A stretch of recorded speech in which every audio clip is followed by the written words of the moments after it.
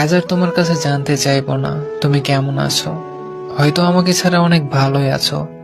আজকে শেষবারের মতো একটা কথা বলি, যদি আমাকে ছাড়া তুমি ভালো থাকতে পারো, তাহলে আমি তোমার ভালো থাকাটা নষ্ট করতে চাই না।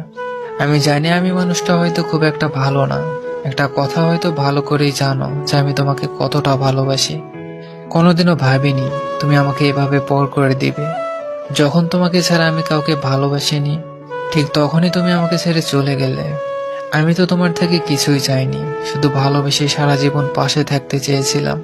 নিজের শত কষ্ট হলেও তোমাকে ভালো রাখতে চেয়েছিলাম। এত কিছুর পরেও যদি আমাকে তোমার ভালো না লাগে, তো কিছু বলার নেই। আর লাগবেই বা কিভাবে? তুমি তো এখন অন্য কারো প্রিয়তমা। তা জানা সত্ত্বেও যে আমি তোমাকেই চাইছি। ও যে তুমি বলতে না, তোমাকে নাকি আমি কখনোই বুঝিনি।